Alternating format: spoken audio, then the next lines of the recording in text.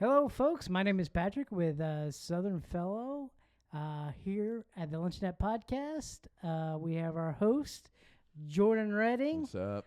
To the left of me and right in front of me, we have Lauren Lewis, and we want to welcome our special guest, Mr. Ralph Curtis from Naples, Florida. Welcome, Ralph. Glad to have you here. Thank you, Chef. Appreciate it. What's going on, y'all? Chef. Chef. But yeah, no, it's we've been excited about this. I think I can speak on the behalf of the three of us. So you and I have known each other for about 2 years, and I kind of discredited you at first because you're from New York and you know Connecticut, but same thing. Connecticut, you got the Northeast. It's all the same here in Florida, but yeah. So you don't come from a traditional like country back hills background. So tell us a little bit about how you got into country music and what you're doing and all that fun stuff. Yeah, of course. My upbringing is definitely unique, I suppose. My father's family is Italian from the New York area, and my mother was born in Birmingham, Alabama. My grandmother's from Florence, Alabama, and my granddaddy was from Philadelphia, Mississippi. So half my family is pretty standard New York Italian, exactly what you would think they are. Mm-hmm. And the other half of my family is pretty redneck. So I kind of grew up doing two different things. Yeah. And country music was always around. And then I also played baseball through college. So baseball's a huge part of, or country music is a huge part of baseball culture. Mm-hmm. So the combination of those two. Now, my musical journey did not start, nor maybe will it end with country music. I think moving down here and having to work as a solo artist, I positioned myself where I thought I could be most successful, and that was within country music. But it's not the only genre that I've delved in. But right now you do some pretty traditional stuff in a non-traditional country music environment, I would say is where the genre is at now. And, it's really great that you're doing that. I know you have ventured out because we've done some shows down here with you. And, I noticed that you do other genres as well, especially when it comes to covers and all that kind of fun stuff. But yeah, it's kind of an interesting story because I always, you're not the first northeastern or country artist that I, have featured on Southern Fellow, and I always kind of find how each story is a little funny how they get to country music because, it just doesn't, from a Southern boy standpoint, it just doesn't make sense. But sometimes it does make sense, and especially in your case, being with the Alabama background as well, and it's just a cool, interesting story about how you got into the genre, and I hope you continue in it. I know you're going to be doing some songwriting with Jordan, and it's going to be fun. So I have a question. In the area that you live in now in Florida, is that a pretty country music heavy town? Like, do they want to hear country? Do they want to hear a little bit of everything, or what do you think?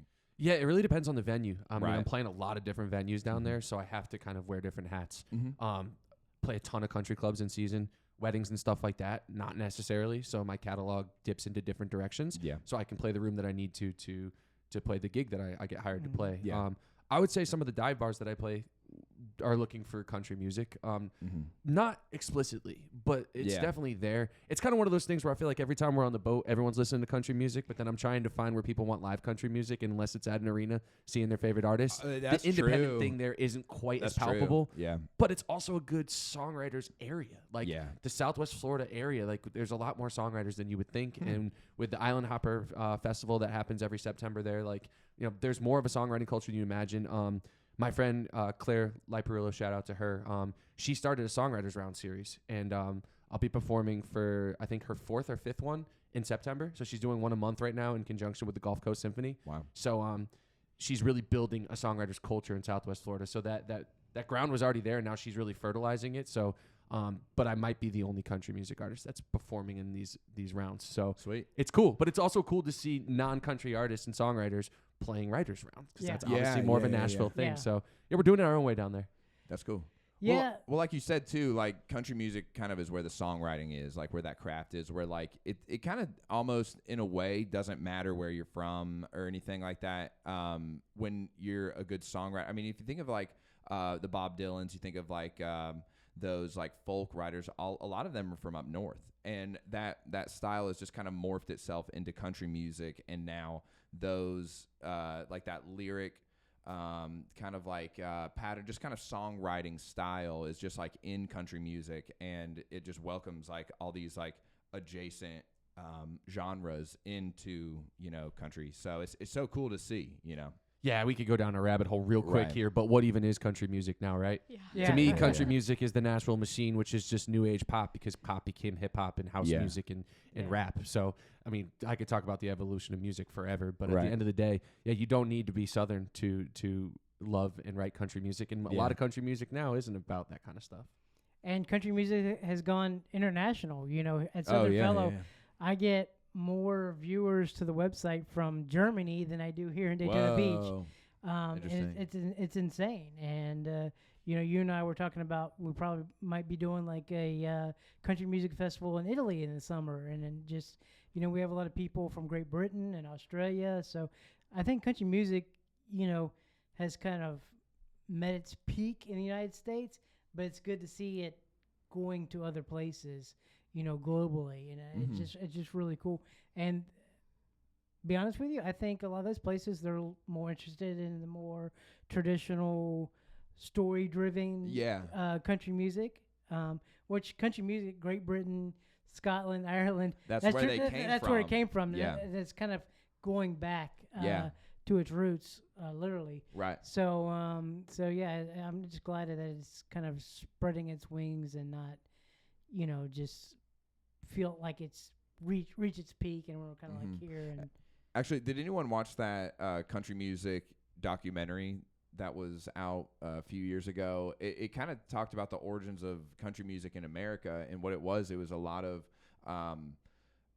wealthy northern people that were starting it, and they would just be entertaining the people of the South, and then the people in the South took it and then ran with it. But it actually started off as like kind of rich people in a way, making fun of like poking fun of like the Southern culture or something like that. But it like, so even still, like New York has like a crazy like deep roots in country music in a way. Like it's wild to think about it backwards for sure. Yeah, things always get kind of switched around like that. People kind of pull in what they like, and right. You can say going back to the whole Great Britain and Ireland and all that kind of culture, we kind of they kind of brought that here, and then we kind of put our own spin to all of that. Where it's a little bit more bluegrassy and kind of thing. Now we're doing like you say, pop country and all that kind of stuff. So there's like Ralph said, we can go down a rabbit hole with that, with the genres in the genre. Yeah. I don't know how else better to say that. But Ralph, one of the things that I think a lot of people don't know, and I keep wanting to bring it up on this podcast, and I think you're the best one to do it, being that you have a little bit of a business background and things like that, is kind of explain like the actual struggles of an independent artist. Like, I mean, struggles is probably not the best word, but people just think you just show up, you're happy to show up for your 3-hour gig, and that's the beginning and the end of everything that you do. They don't know the time, the money that goes into gear and all that kind of stuff. So when people when venues pay you $200 and they're like, this is great, we love you, come back again, and you're looking at it like, I know sometimes you're like, wow, I just broke even, or I didn't even do that. Sure. So, I mean, there's a lot of different ways to look at it. Jordan, you mentioned this on episode 1 about, I don't get the quote that you said, I don't get paid to play music. I get paid to do everything before and after. Right. Yeah, there's a lot more that goes into it for sure. And then we spend countless amount of time writing music, learning new music, putting together catalogs, building content, because apparently content is king now. There's so much more that goes into it. You also have to think about it too. If you work a standard 9 to 5, right, for some kind of mid-level to large-level corporation, even smaller businesses, right, you might get paid $200 a day in a paycheck, but your health insurance is coming out of that. Your 401k is coming out of that. Sometimes your taxes are coming out of that. we're not having that happen at the bar level, at the venue level, right? So we're not getting paid $200. We're actually getting paid less that because we have to think about the back end cost of just go into being a functioning human being, right? So that's definitely part of it. The other part is the songwriter part, and we all know this. Like, streaming platforms have made it really easy for us to put out music and listen to more music, but it's really hard to make money doing it. So you can't get your music heard unless you pay to advertise your music, but you can't make any money either way. So it's kind of backwards. You're kind of backed into a corner, I suppose. So there's the streaming side of songwriting and how can you make money as a songwriter, and then there's also the performance side of things too, and how much goes into what we put into every single performance, and then the ROI against that. Yeah, I've had multiple conversations about this with a lot of artists, and a lot of people, look at the gig side. They pay that $10 ticket, but most of that money doesn't go to you. But also, there's the whole merch side, and I always tell people, if you like an artist, you want to support them, buy their merch, because most of that money actually goes to the artist minus the cost of the T-shirt or the hat or whatever. So that's why I always tell artists, and you can tell me if I'm wrong, or tell people going to see the artist, that merch is a big part of how you make money. For sure. I structure my balance sheet differently just because I've set my business up in a special way where I honestly think that if I can break even on merch, that's a walking billboard or advertisement for me. Okay. But that's because I've generated multiple different revenue streams doing other businesses as well. I could definitely see where that would be incredibly lucrative for most independent artists, and that's certainly a way that you can contribute and help drive their bottom line. So I always come from more of like, a musical performance standpoint. So like when you're going to, let's say, you had mentioned like a wedding or something like that. Do you have a playlist, or are you just like thinking like off the top of your head, I'm going to do this song, that didn't work, so I'm going to do that? And I love walk this question. me through that. I love this question. In a wedding, certainly there's a lot more preparation, right? Weddings are the only gigs that I actually get nervous for now, because you only have one shot to get it right, and it's that couple's most important day. Yeah. And sometimes I'm just playing the cocktail hour. Sometimes I might do the rehearsal dinner the night before. Mm-hmm. I've done the processional. I've done the recessional. I've done first dances, which is my favorite thing to do, but that is the most nerve-wracking. I've had a mic go out during a first dance. Ooh. Yeah, like you can't go back and do that again. Yeah. So those are obviously, there's a lot more preparation that goes into that, and I kind of have what you would call a wedding set list. Obviously, I'm not singing anything sad. Do you send it to them? You're like, hey, this is kind of my list. Pick and choose what you want. Let me know if there's something you don't want. That's actually the only time that I will allow for that kind of curated experience. Uh-huh. I don't even have it in a really collated format. So usually, if it comes down to that, I tell them to come see me at a gig before they hire me. Good idea. And taking a set break, I just give them my iPad, because that's the only way I have my catalog completely. It's probably over 1,000 songs now. So it's all on there, and I just say, I'm going to go to the bar and have a drink, and if you want to go through here and see if there's enough on here, I will give them certain leeway in terms of like if there's special things they want to hear. Mm-hmm. As much as I can learn, I will, but obviously that's not the main focus of my job or my life right now, is to learn all this new music just for one gig. Yeah. But I'm glad you asked that too, because I always think this is funny. If you see me at a bar gig, I will never have a set list. Yeah. And if you pay attention, I will play in alphabetical order from artist based on what I want to do and what the room says. Yeah. So sometimes I'll start at A, sometimes I might start at T. I'll find a song that I think suits what I need to warm up and what might suit the atmosphere of whatever venue I'm playing. And then I scroll down from there until I get to Z, and then I go back to A and I start over again. So I might play Elton John, and then I might play Fetty Wap, because F comes after E. That is hilarious. So in the informal setting, I totally just improvise. In the formal setting, there's a lot more preparation that goes into it. Wow. Is there any songs you're tired of playing or performing? That's a great question. Yeah. I mean, especially like 5-night runs. Like by Sunday, I'm just like, that's 3-hour gigs, do the math. Wagon wheel? Yep. I was about to say, I almost would even phrase it as like, are there any songs I won't play anymore? Yeah. Like Sweet Caroline. Like, if people request that, there's not enough money you can put in my tip jar to play that. Wagon Wheel's definitely gotten, Chicken Fried. Like, there's a contingency of songs that I'd really rather not play at this point. For a certain amount of money, you pretty much do what you got to do. Right. But certainly not, I'm not electing to do those songs pro bono, that's for sure. What's the most amount of money someone's given you to play a song? $200. No way. That's good. Yeah. Drunk people are awesome. Mine's 100. And it was just like, I guess. Yeah. And someone was like, can you play this song? I was like, I really don't know it enough. And they dropped 100 in there. You They have were to like, do it. they're like, you know it. You're going to know it now. I Yeah, was like, well, I've pulled that off before. I've butchered songs before. Everything in between. I remember I was setting up for a gig in downtown Naples, and this guy was hammered, and he wanted me to play Last Night by Morgan Wallen. And I'd never played it before, and frankly, I dislike the song. Yeah. I really don't like it. So I said no a couple times, and he pulled up his phone and showed me that he Venmo'd me $200. oh, So not only did I have to play that song, I Yeah. had to open my first set with that song. Yeah. So yeah, I have certain memories of instances like that. Yeah. It's fewer and far between, but especially in season, it'll happen. What's funny, like now with Broadway, Broadway is so tip driven. Like even the artists that play Broadway, they're getting tired of all those songs, and they're basically saying, like, if you want to hear Wagon Wheel, it's gonna be $200.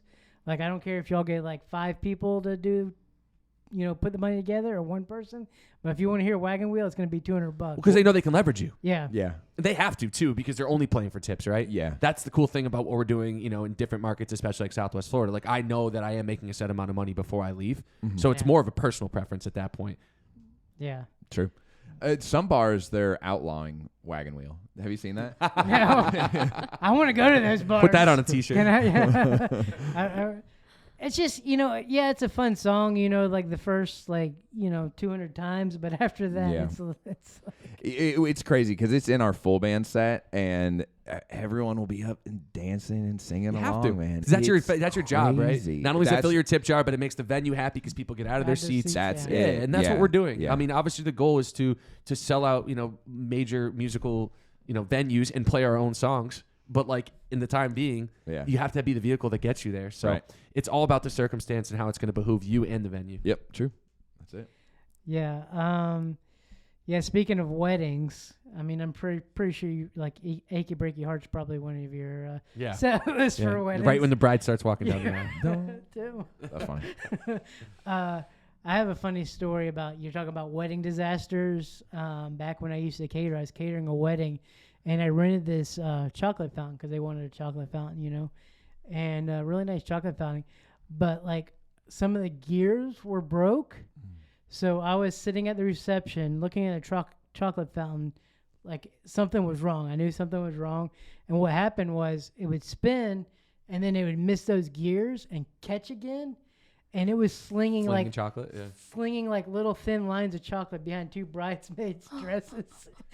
Yeah, that's bad. So Yeah. bad. That's and bad. I'm like, oh my God, this is terrible. And I run over and I'm like, should I tell them? And I'm like, hey, I think you got a little chocolate on the back of your dress. Jeez. You might. I mean, it was like really thin. It wasn't just like slinging Yeah. it like a, just slopping it everywhere. But no, it, like you say, weddings. Like, I hated catering weddings because It's a lot of pressure. one thing goes Yeah. wrong, you're toast. What's Yep. worse, that or I'm mid-song, the bride and groom are dancing on the dance floor, 200 people circled around, my mic goes out, the DJ runs over and is holding his handheld into my face with the mic stand still there while I'm on my tiptoes trying to finish this song. Whoa. Yeah, that's a fun visual, right? Super Oh. professional. No. Hey, we got it done, Wow. though. Yeah. People Well- actually are forgiving. People can be really They're forgiving. so at in the times. moment. Yeah. I don't even Yeah. know if they realized what happened. Right. I just started singing as loud as I could while the mic was out, because it's so quiet Yeah. as it is. Like, people are more concerned about that moment than they are about any technicality. But as a hired contractor, as an artist, True. I wanted every single note to be perfect Yeah, for them. yeah, yeah. And then that video also lives forever. Most people hire videographers for their weddings, Yeah, right? So, yeah. like, they might not notice it in real time, but then looking back on it, it makes me Like, cringe. what just happened? Yeah. You know what? I have another question. When did you start playing music? Music? Yeah. When did you start picking up a guitar, singing, and what's leading you to what you do now? So I started playing cello at age 4. Wow. Yeah, Cool. at the second I could get into music at school, I did, and I really actually ultimately fell in love with classical music. I still listen to a lot of classical music. I still go to probably more classical music events than I do any other genre. I really don't even go to country shows. Not that we have a lot in Southwest Florida, but I digress. I didn't start playing guitar until I think 7th grade, and 7th grade, I don't know what it was exactly. Maybe Nirvana. I really feel like that's kind of where it started for me. But I got one for Christmas. I asked for one, and I just started sitting on the floor and just playing every single night. I mean, way back then, we'd go print tabs off the desktop computer in your Yeah. mom's office or whatever, Yeah. and I'd just sit on the floor, and that's how I learned how to play guitar. I never took a lesson. I just said, I want to learn this song, and I sat on the floor until I could play that song. Yep. So I guess I've been playing guitar and singing since 7th or 8th grade. It's probably when I wrote my first song was somewhere around 8th or 9th grade, and played in my first band in 9th grade, and just haven't stopped. Heck yeah, bro. Yeah.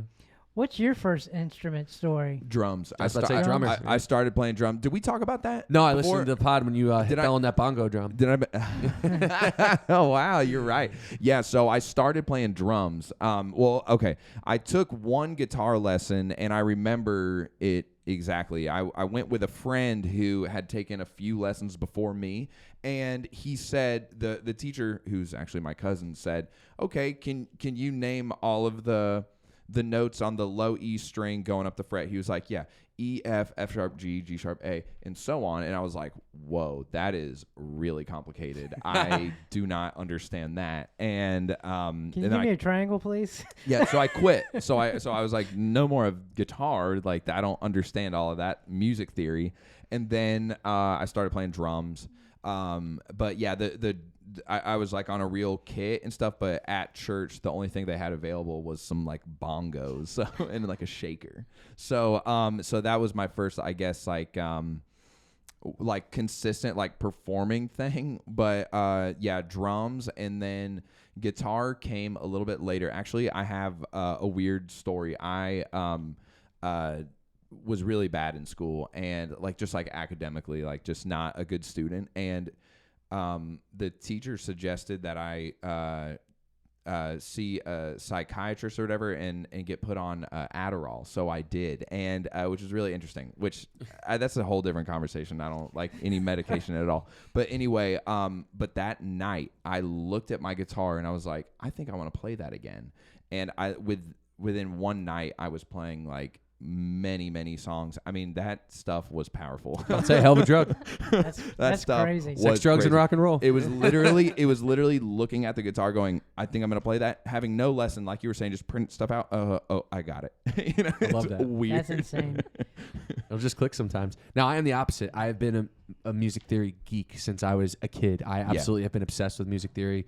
I took, AP music theory in high school. And then when I went to college, I kept studying music. So I don't have a degree in music. I've never taken a lesson, but I have studied music intrinsically as much as I can, both in academically and independently as well. I'm same way too, man. I love music theory. I love it. I've been like a band director, so you have to know enough to communicate and to appreciate too. Yeah. It's really fun. I could talk theory all day. Me too, dude. Yeah. We will. Let's get a beer after this. Yeah. My music career died when I was a kid because my parents really thought I should play piano. And like my first piano it wasn't even a full piano. I don't know what it was. But you plugged it into the wall. You had to turn this knob. Like, I don't know how old this thing was. It smelled like burnt hair the whole time it was plugged in. And the buzzing noise that came from it was louder than the keys themselves. Wow. So yeah, that's what I started Didn't really with. set you up too good. No, I think they didn't have a lot of money, and they found that. But later I moved to a standard piano. Nice. But yeah, no, that wasn't a great start. But my music career died a long time ago. Hey, we need people like you too. Let's say we're all where we're supposed to be, right? Yeah. Yeah, we need a videographer, a photographer. I mean, yeah. I happen to think we're the dream team here, guys. I'm just saying. It kind of is, yeah. Yeah, no. When I first started this, I did not know the direction that I was going to take. And if you listen to our first podcast, you'll know that we just came up with this whole idea for a podcast, like within several days. Mm-hmm. We kind of winged it. It wasn't a big plan, and it's just kind of worked out well with everything that's been going on. And I'm glad to have everybody here. Glad to have you here, Ralph. We are going to continue this conversation later on. We're going to head to Tiano's. Is that the place we're heading to? I hope so. I hope so. Some Italian place, but it's Tiano's at 1 Daytona, right across from the Speedway, Daytona International Speedway. So we're going to continue the conversation there, eat some great Italian food. Ralph's going to play a couple songs, and it's going to be a great little end to our podcast. So stay tuned. Absolutely. Let's do it.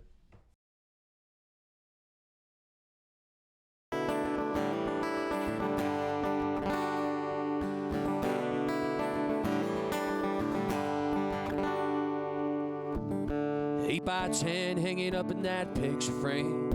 Hung it up like you told me to, right there in the living room. These days I close my eyes as I'm passing through, 'cause I ain't used to you being gone. I don't mind that dress on the bedroom floor, or the flowers you planted out there on the porch. I can dig them up, get you moving on, turn the page and get you gone. Quit living in this hell I'm in, instead of living in an 8x10. Instead of living in an 8x10.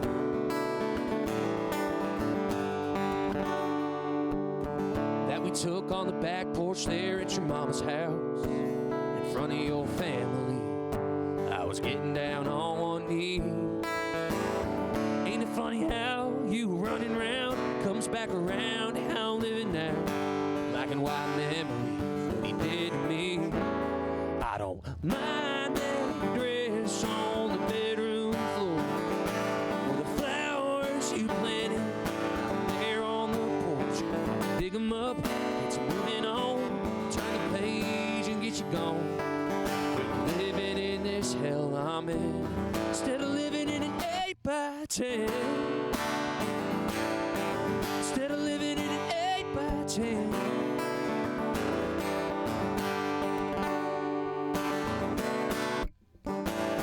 Can't even seem to walk down that hall. Why can't I just put it off the wall? 'Cause I don't mind that dress on the bedroom floor, or the flowers you planted out there on the porch. You dig them up, get you moving on, turn the page and get you gone. Quit living in this hell I'm in. Lord knows how hard it's been, living in an 8x10. Living in an 8x10.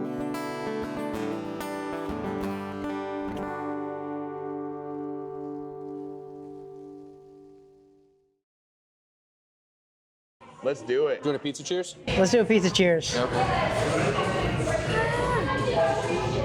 Salud. Salute. I lost some basil. Whoa.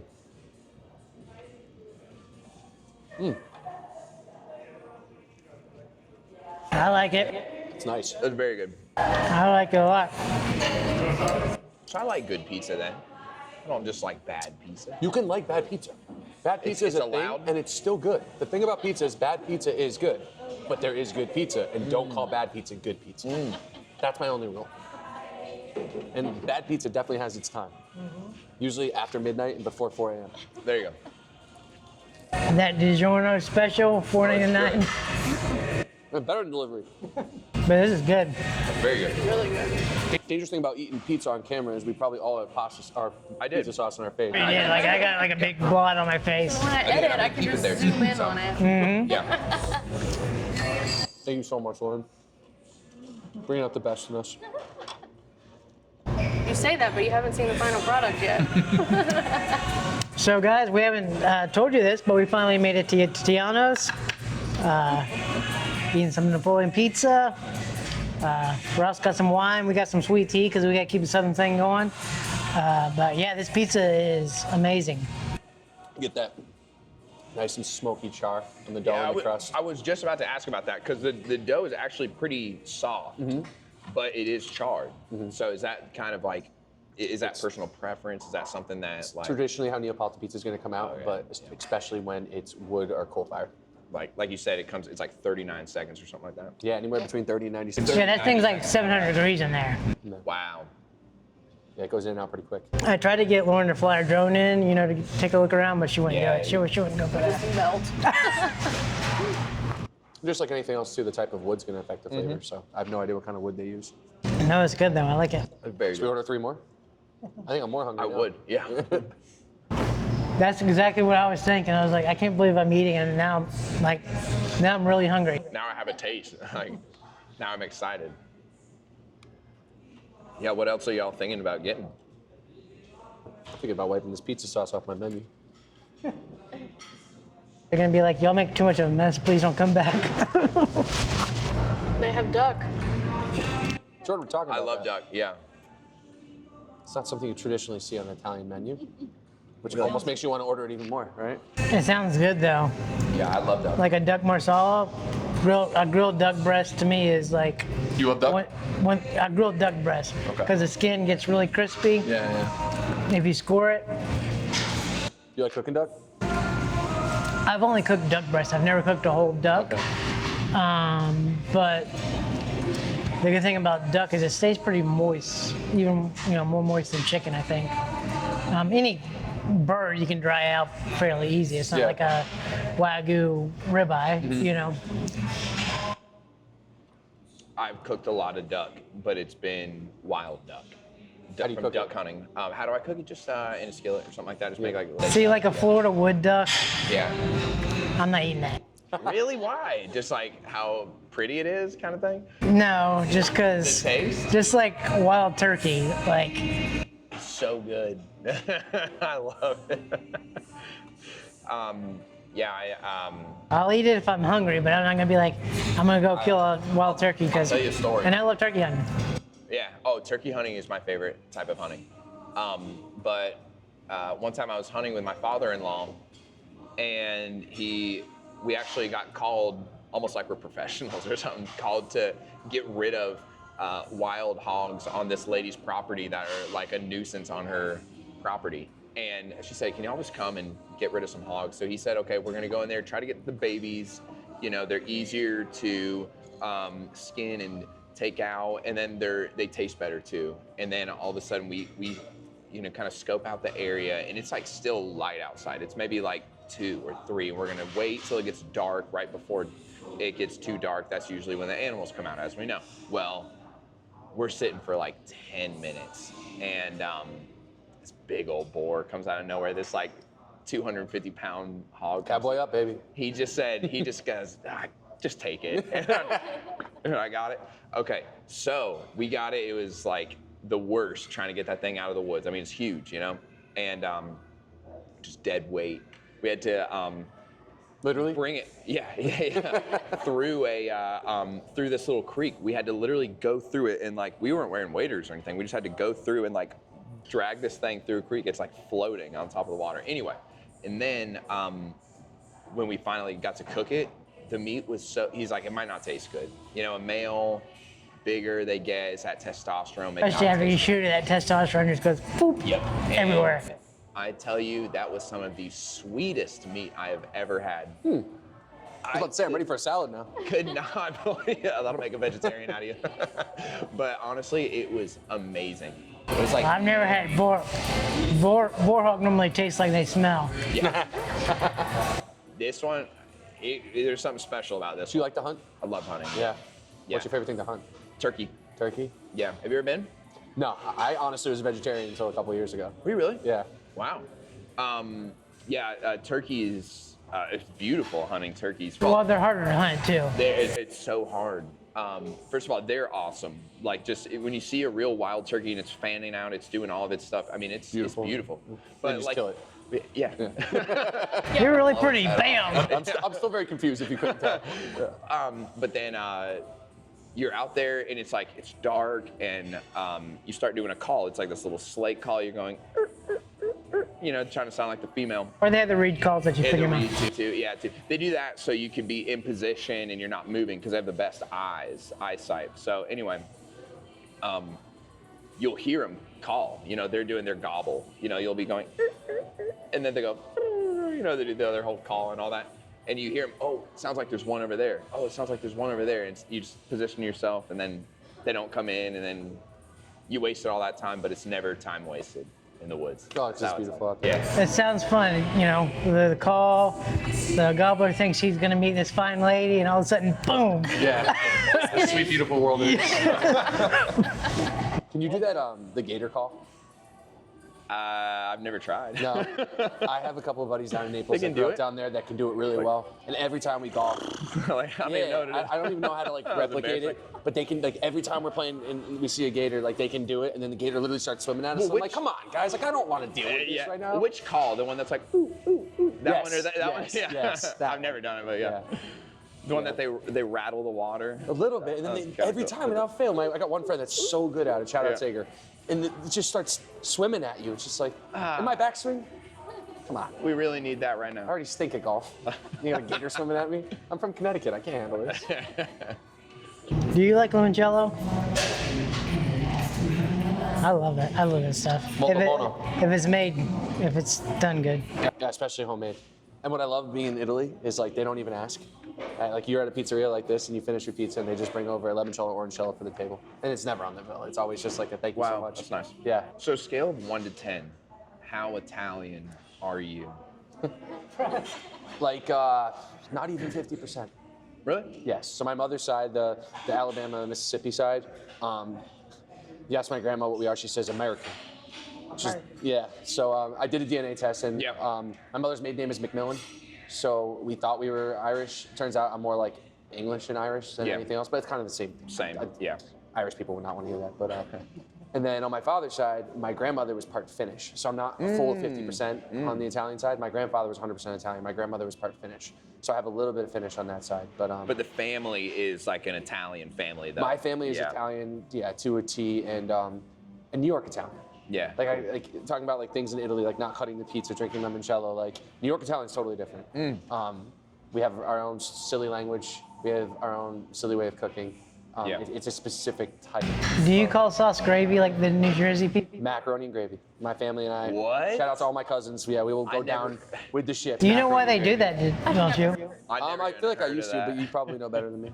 The Italians call the tomato sauce gravy to assimilate better in the United States. Because that's what we call brown gravy. Yeah.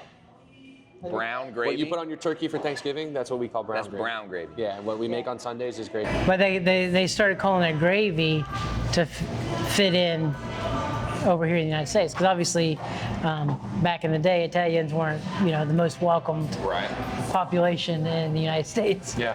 They were like, yeah, take your boat and go back home. Yeah. But yeah, so they, to assimilate, they started calling their tomato sauce gravy.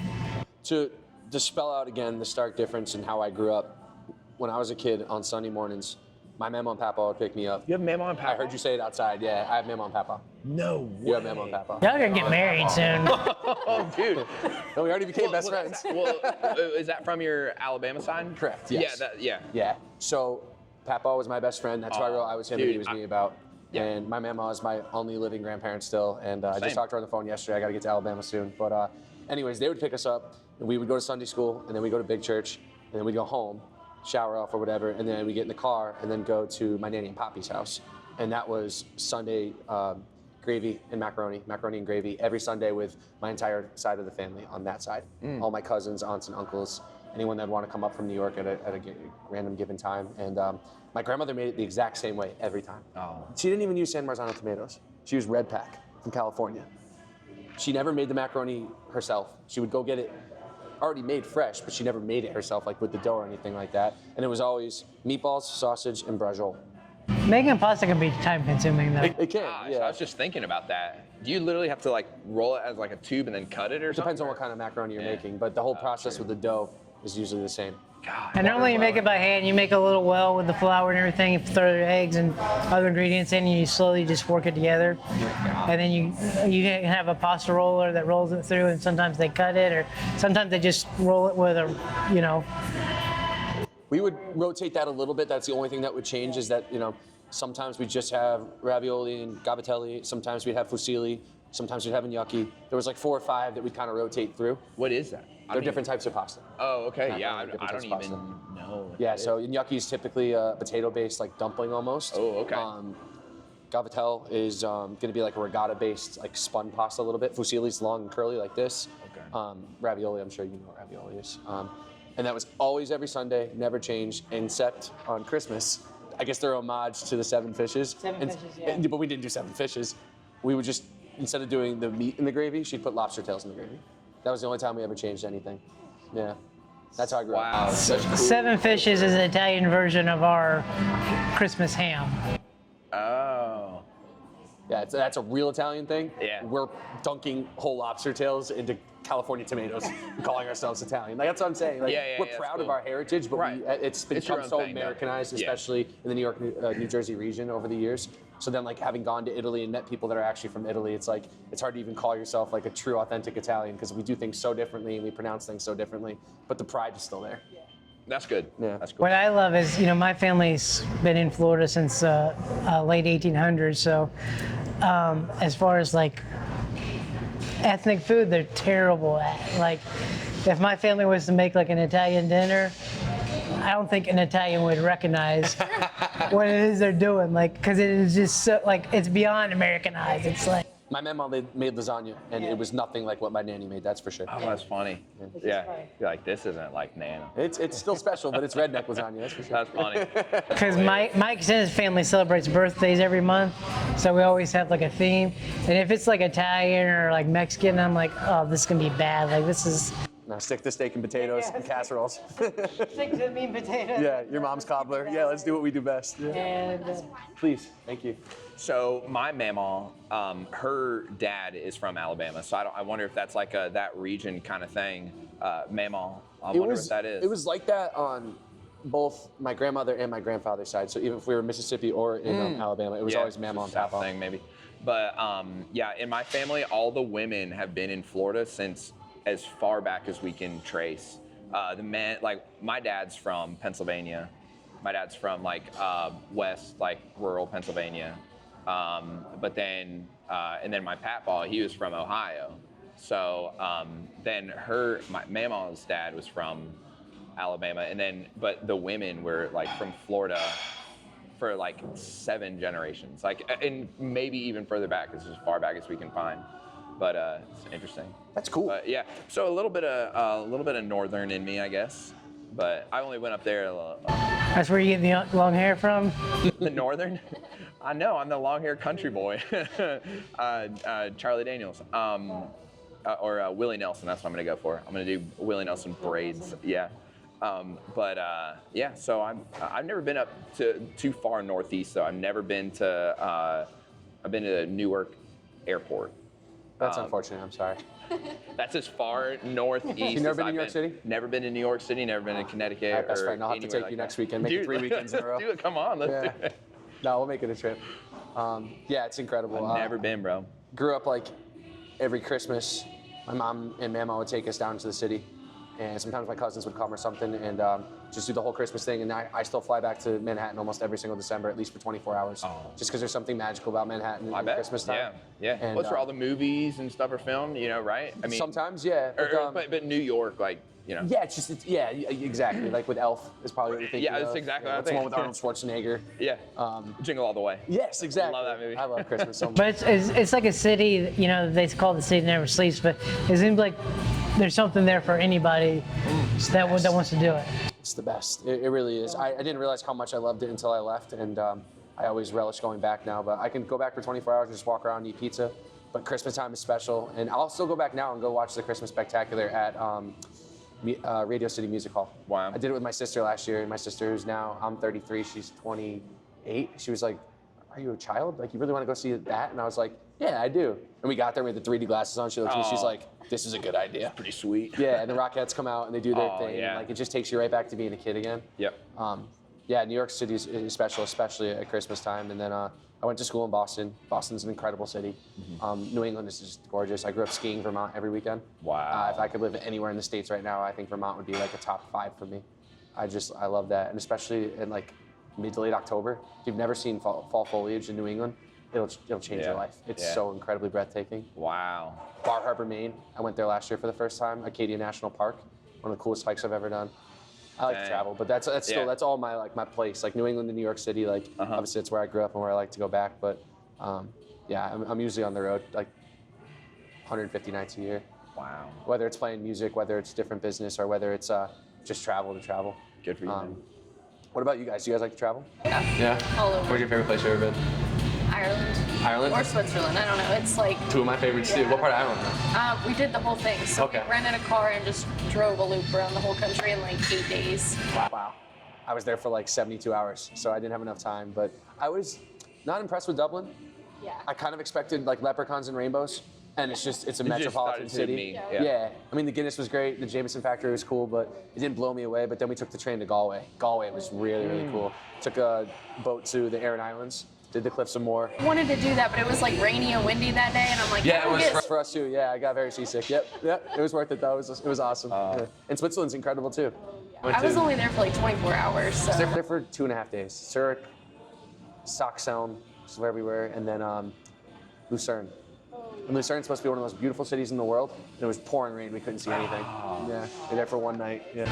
Yeah, I mean, Europe, I mean, obviously cultures and civilizations have been there for forever, and it's weird. It was weird for me to experience that because I went to Prague, and just one simple thing. We were walking down the street, and we stopped on the conversation, and I just happened to look down at the sewer drain, you know, like a big metal sewer drain, and it had 1529 like stamped into the sewer drain. You don't see that. Yeah, and I'm thinking like, as stupid as it, how many conversations happened over this little area, you know, over the years? That's what I love about New England too. Cobblestone streets. Some houses are 300 years old. You know, it's incredible. And then like you could be in Boston. There's houses that are 300 years old. Sometimes, yeah. Like literally, like Oh Revolutionary my War. God. Yeah. And then like you could be standing on State Street in downtown Boston and look up and be like, this is where the Boston Massacre happened. Like one of the most important pieces of American history, and you're standing on those cobblestones. What? You don't get that down here. No. I love Florida. Yeah. Don't get me wrong. I struggle to assimilate because there's so much culture up north, and you grow up a Yeah. certain way. You come down here, everything's so different. Yeah. That's what I'd love to see up there because Florida's so ingrained in me. Yeah. I'd love to see something else and like appreciate that Yeah. and just get that awesome experience. Especially you'd be a great person to go with since you love it so much, you're familiar and all that. So Let's do it. Let's do a whole Yeah. tour. Yeah, I could ramble forever. There's just so many Nice. great That's cool. parts of New England. And then, what about internationally for you? Have you been anywhere? no, I've been on cruises, so that's really it. So nothing international. I want to go to Ireland. I think was it Ireland or Scotland had the this redhead festival where they get it's like only redheaded people allowed, and it's like they just all get together and just talk about sunscreen or whatever. But like yeah, I've always wanted to go there just because not to be like too much about me or whatever, but like it is weird being a redheaded person because it's like less than 2% of America and even the world too. So it's like I look like nobody, but over there I'd feel like I'd look more.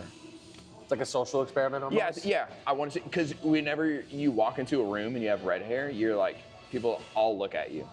Especially long, beautiful red hair. I would love to know what it's like. Well, now I've embraced it. When I was younger, I was embarrassed. Now I've embraced it. But like, I'd love to know what it's like to walk into a room and people aren't like, redheaded guy, you know? So, but anyway, yeah, just around the States, man. Just traveled around there. Still mainly around the South. I've been to Seattle, Seattle's one of my LA. favorites. Yeah, Seattle was great. I actually liked Seattle a lot more than I thought. I played Pacific a show up Northwest there. yeah, it's incredible. I really was not expecting that much, and I was blown away. Yeah. So I really did like it. And then not a whole lot in the middle of the state. I have family in Texas, been out there a bunch, and then we were just in Tucson, Arizona. Cool. A month or so ago, and that was really awesome too. So, Yeah. not a whole lot. I want to travel a lot more. I find myself keep going to the same places.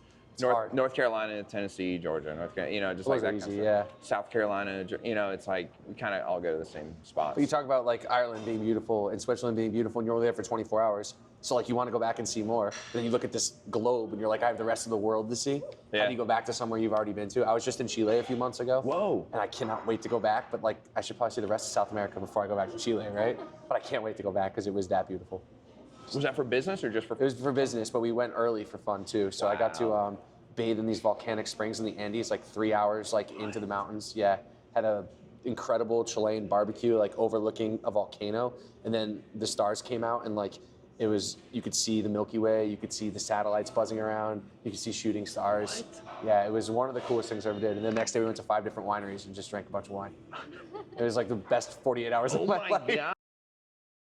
All right, so I got the Long Island duck. I'm super excited because I've had a lot of wild duck in my day, and this is fancy duck. And we have the fusilli pasta. Did I say that right? Yeah. Fusilli pasta. This is gonna be my first time having it with some nice mushrooms on it. Looks very good. Can't wait to eat it. I have the special, which is grouper, mussels, and clams with some shrimp. Some kind of pomodoro over top with also the fresh made fusilli. I got a very much a classic dish, chicken marsala. It's one of my favorite Italian dishes, and it looks good. I'm excited. Manja. We're here, we just had Tiano's. Ralph, what do you think? Thought it was awesome. Anytime you have wood-fired pizza, it's going to be great. The crust was awesome, the sauce was great, the cheese was great, and my special entree with the grouper and then all the seafood, I absolutely loved it. Mm-hmm. Yeah, I mean, the atmosphere was really cool, service was great. I had the duck, Long Island duck, and it was really good crispy skin on it. The noodles were really good, so thank you for that. The noodles! It was great. The homemade fusilli, the macaroni. Did I say that? I am so uneducated with Italian, so but I'm glad you're here to help us out. So thank you for that recommendation too, that was really good. And thank you, Patrick, for this recommendation. I'll be coming back here again, but yeah, dude, hope you had a good time. Thanks, brother. Appreciate it. Bro, Great nice to see you. to Can't wait have to you, write. man. Yeah. Absolutely.